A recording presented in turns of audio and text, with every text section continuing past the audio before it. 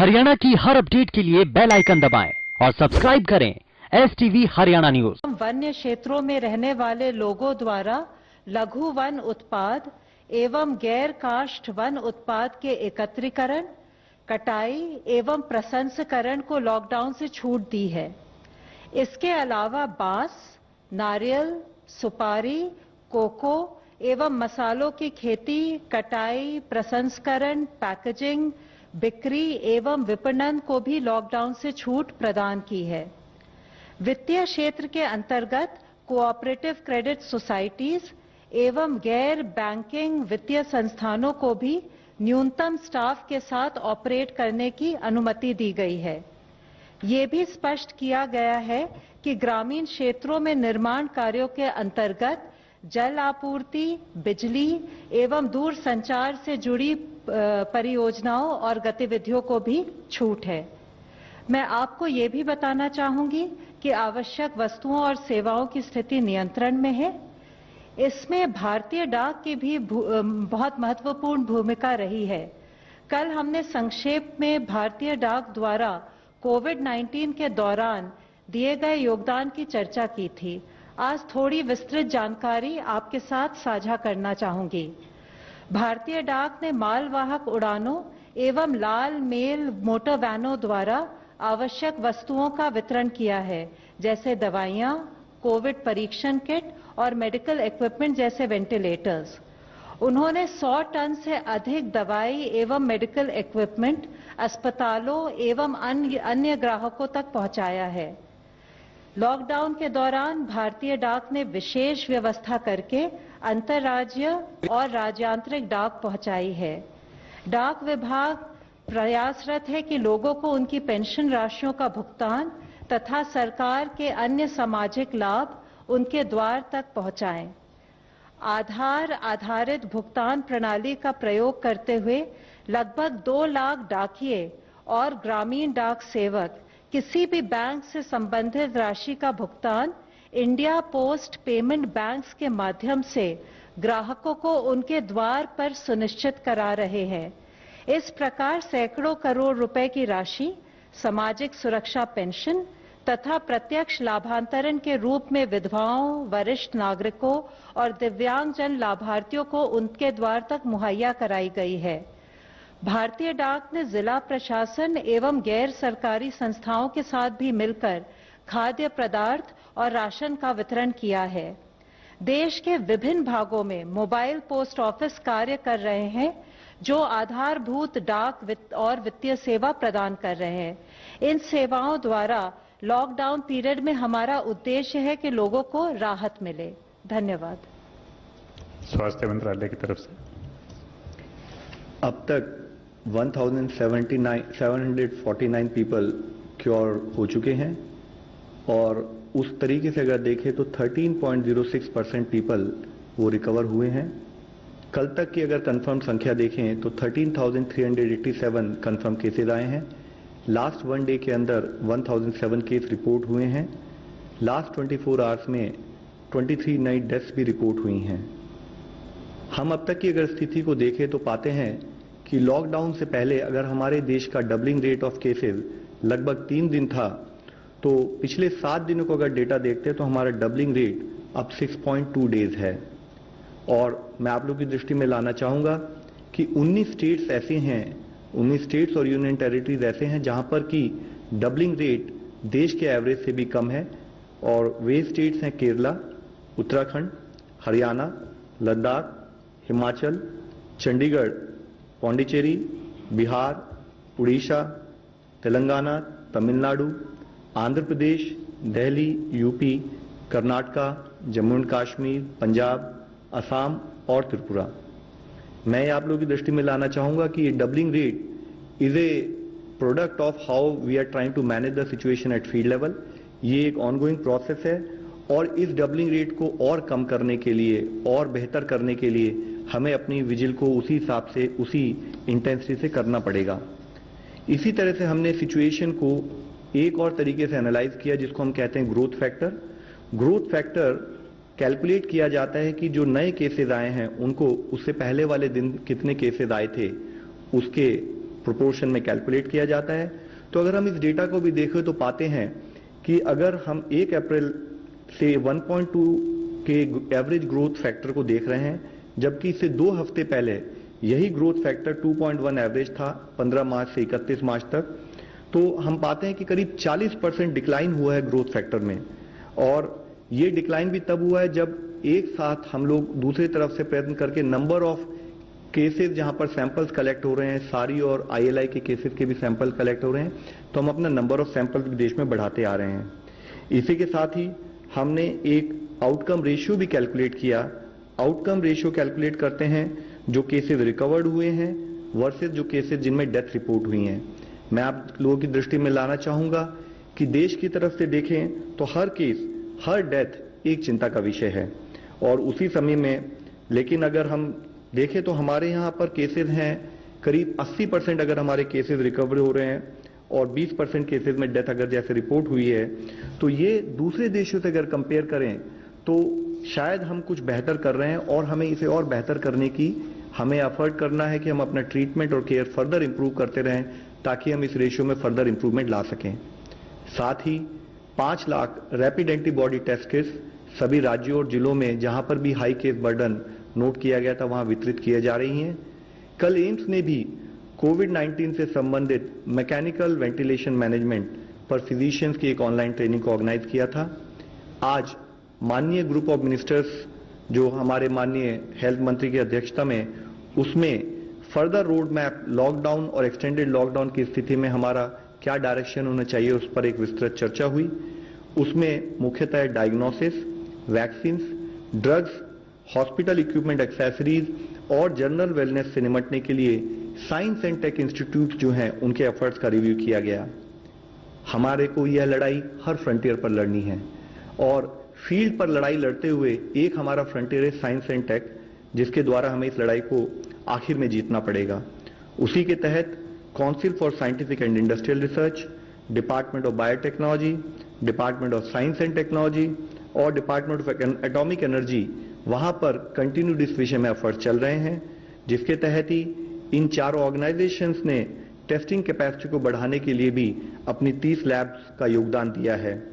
हमारे efforts primarily focused हैं new rapid और एक्यूरेट डायग्नोस्टिक किट्स बनाने में, जो कि अपना रिजल्ट 30 मिनट में दे सकें। साथ ही इनोवेटिव पूलिंग स्ट्रैटेजीज बनाने में, ताकि हम लिमिटेड टेस्ट होते हुए भी अगर उसको और एक्सपैंड करना चाहें, larger number of people cover करना चाहें, उसके लिए काम कर सकें। इसके साथ ही इंडिजिनस सिंथेसिस जो क्रिटिकल कंपोनेंट्स हैं हमारे को डोमेस्टिकेट प्रोडक्शन के लिए, उसको हम कैसे बढ़ाएं, उस पर एफर्ट्स हो रहे हैं। साथ ही वायरल सीक्वेंसिंग, जिसके द्वारा हम एपिडेमियोलॉजी और पोटेंशियली इंपॉर्टेंट म्यूटेशंस को आइडेंटिफाई कर सकें, उस पर काम चल रहा है। इसके साथ ही वैक्सीन डेवलपमेंट की दिशा में inactivated virus, antibodies to major antigens, monoclonals और RNA बेस्ड वैक्सीन पर भी काम किया जा रहा है। भारत ग्लोबल पार्टनर्स के साथ काम कर रहा है ताकि हम ये सुनिश्चित कर सकें कि हमारी इफेक्टिव वैक्सीन डेवलप की जाएं और हम जल्द से जल्द उसको पब्लिक को मुहैया करा सकें। यह एक टाइम कंज्यूमिंग एफर्ट्स है, लेकिन हमारे सारे एक्शंस इस पर फोकस हैं कि कैसे हम इस प्रोसेस को स्पीड अप करें। इसी के तहत रिकॉम्बिनेंट BCG और माइकोबैक्टीरियम इंडिकस स्ट्रेन जैसे इम्यून बूस्टिंग वैक्सीन पर भी काम हो रहा है। कॉन्वलेसेंट प्लाज्मा थेरेपी पर भी कुछ साइट्स पर काम चल रहा है। DBT ने इसके साथ ही लार्ज स्केल एफर्ट्स लिए हैं कि कैसे ह्यूमन मोनोक्लोनल एंटीबॉडीज फॉर कोविड-19 पर काम करें। इसके साथ ही एक और विषय बहुत मुख्य है, वह है कि हम इफेक्टिव ड्रग्स पर भी कुछ काम करें। हमारे सामने वर्तमान में कई पोटेंशियल ड्रग्स हैं, जिसमें से कोई भी अभी फुली प्रूवन नहीं है और उनमें से कोई भी अगर इंडिया में नहीं बनती है तो उस पर भी हमें एफर्ट करने की जरूरत है। इसी समय में जब ये अनसर्टेनिटी है तो हमारा एफर्ट है कि इंडिया इस drugs manufacturing, drugs multi process में काम करे। एक मल्टी प्रोंग रणनीति के तहत हम काम कर रहे हैं, जिसमें कि इम्यून सिस्टम को बूस्ट करने में भारत की जो ट्रेडिशनल नॉलेज है उसका भी ध्यान रखा जा रहा है। Bharat already World Health Organization के साथ सॉलिडिटी ट्रायल में एक पार्टिसिपेंट है, जिसके माध्यम से हम डिफरेंट ड्रग थेरेपीज की इफेक्टिवनेस को डिटरमिन कर रहे हैं। Scientific task force existing drugs को रीएवैल्यूएट कर रही है ताकि उनको जरूरत पड़े तो कोविड-19 के लिए रीपर्पस किया जा सके।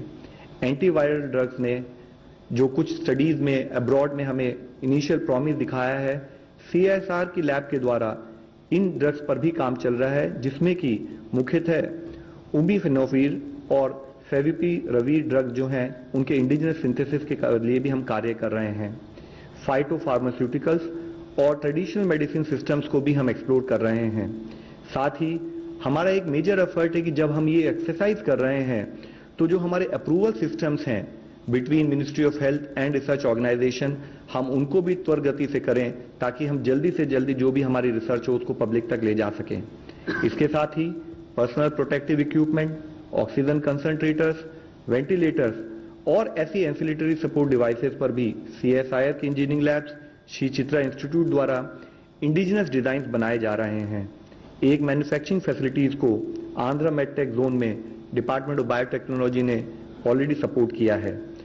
RT-PCR किट्स का इंडिजिनस मैन्युफैक्चरर्स पर काम हो रहा है और हम उस स्थिति में होंगे कि इंडिजिनसली इसमें 10 लाख किट पर मंथ मई में बनाई जा सकें। साथ ही रैपिड एंटीबॉडी डिटेक्शन किट्स पर भी हम काम कर रहे हैं और मई तक हम लोग 10 lakh rapid indigenous kits detection kit बना पाएंगे। वेंटिलेटर मैन्युफैक्चरिंग के लिए भी हमारी कैपेसिटी हमारे साइंटिफिक इंस्टीट्यूट्स में 6000 वेंटिलेटर पर मंथ की कैपेसिटी क्रिएट की गई है। इस तरीके से डायग्नोस्टिक्स हो, थेरेप्यूटिक्स हो या वैक्सीन हो, इसमें नेसेसरी एफर्ट पर वॉर फुटिंग से मॉनिटर किया जा रहा है। कल स्वास्थ्य मंत्रालय की तरफ से स्टेट्स के साथ वीडियो कॉन्फ्रेंस करते हुए हमने स्टेट्स को कुछ फोरकास्टिंग टूल्स भी शेयर किए हैं, जिसके द्वारा स्टेट और डिस्ट्रिक्ट लेवल पर उनका जो प्रिपरेटरी एक्सरसाइज है in terms of Covid dedicated hospital, in terms of Covid dedicated care centres, उसकी वह एनालिसिस करके पा सकते हैं कि वह सफिशिएंट है या नहीं, और अगर नहीं है तो उनको किस डायरेक्शन में एफर्ट करना चाहिए based on the expected case load. इसी तरीके से डेडिकेटेड कोविड हॉस्पिटल्स और डेडिकेटेड कोविड हेल्थ सेंटर्स देश में दिन प्रतिदिन इस पर हम काम कर रहे हैं, जिसके तहत 1919 कोविड डेडिकेटेड हॉस्पिटल्स और कोविड हेल्थ सेंटर्स बनाए जा चुके हैं। टोटल ऑफ अगर उसमें देखें तो 1,73,000 आइसोलेशन बेड्स और 21,800 ICU बेड्स में उसके द्वारा तैयार किए जा चुके हैं। यह मैं आप लोगों की दृष्टि में इसलिए लाना चाहता हूं कि हर तरीके से एफर्ट चल रहा है कि अगर केसेस आए देश हर तरीके से उससे निपटने के लिए तैयार रहे। इसी के तहत हर स्टेट में, हर डिस्ट्रिक्ट में एफर्ट चल रहे हैं। जब चारों तरफ देश में एफर्ट चल रहे हैं तो उस समय में किसी एक पर्टिकुलर स्टेट में कोई पॉजिटिव एफर्ट मैं आप लोगों की दृष्टि में लाना चाहूंगा। जैसे कि आज उदाहरण के तौर पर मैं आपको दिखाना चाहूंगा कि कैसे अहमदाबाद में एक डेडिकेटेड कोविड हॉस्पिटल बनाया जा रहा है।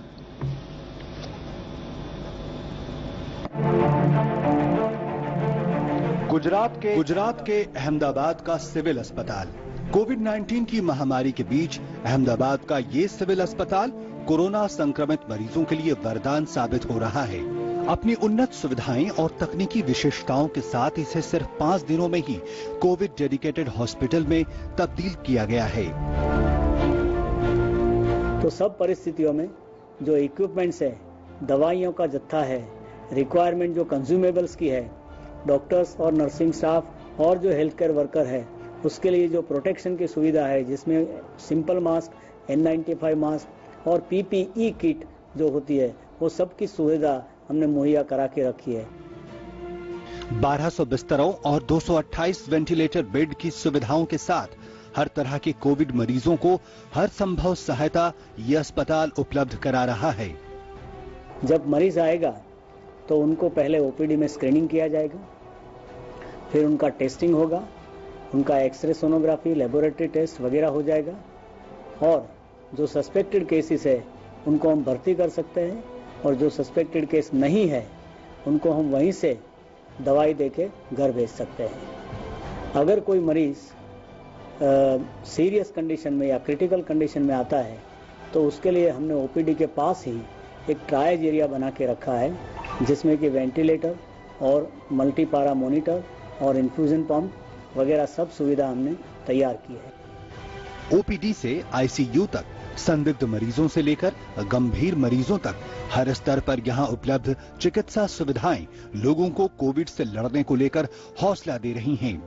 कोविड पॉजिटिव मरीज अगर बच्चा है तो यहां पेडियाट्रिक वार्ड भी उपलब्ध है। अगर कोई बुजुर्ग है या किसी को गुर्दे की समस्या है तो डायलिसिस की सुविधा भी इसी कोविड अस्पताल में मौजूद है। पेशेंट की कंडीशन जैसे कि वो स्टेबल पेशेंट है या क्रिटिकल पेशेंट है उस हिसाब से, और दूसरी बात कि उसको डायबिटीज, हाइपरटेंशन या कोई हाई रिस्क बीमारी जैसे हार्ट की बीमारी या किडनी की बीमारी है तो उस तरह से उनको अलग प्रकार की सुविधा और ट्रीटमेंट सबकी जरूरत होती है, उसके हिसाब से रखते हैं। समय के साथ जैसे ही नए नए मामले आ रहे हैं, सारे मेडिकल स्टाफ जरूरत के मुताबिक ड्यूटी के बाद अस्पताल में ही रह रहे हैं ताकि वो हर समय अपनी सेवाएं देने के लिए तैयार रहें। जो स्टाफ काम करेगा डॉक्टर से लेके हाउसकीपिंग तक, वो 8 घंटे की ड्यूटी करेगा, फिर 16 घंटे वो आराम करेगा। उनके आराम करने के लिए और रहने के लिए हमने हॉस्पिटल में ही जो अलग अलग ब्लॉक्स है उनमें आइसोलेशन करके हमने उनके रहने की और खाने की सुविधा मुहैया कराई है। कोविड की इस चुनौतीपूर्ण स्थिति में मेडिकल स्टाफ खुद के बचाव के लिए भी सारी जरूरी सावधानियां बरत रहे हैं।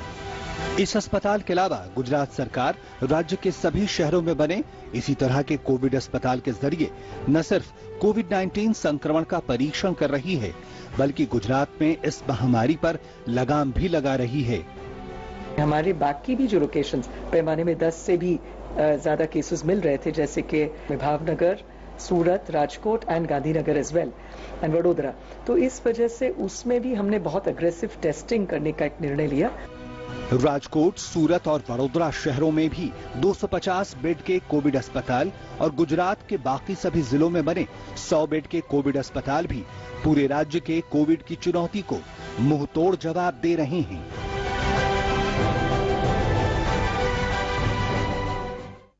आज जरूरत है कि हम अपना फोकस कंटेनमेंट स्ट्रैटेजीज पर फील्ड में बनाएं, साथ ही सोशल डिस्टेंसिंग को एक बिहेवियरल प्रोसेस के रूप में अपनी लाइफ में इन्वॉल्व करें। हम फोकस करें रेस्पिरेटरी एटिकेट्स पर, हैंड हाइजीन पर, एनवायरमेंटल हाइजीन पर। हमें सबको मिलकर किसी भी तरीके से इस बीमारी से लड़ना है, जीतना है। धन्यवाद। Representative from ICMR please.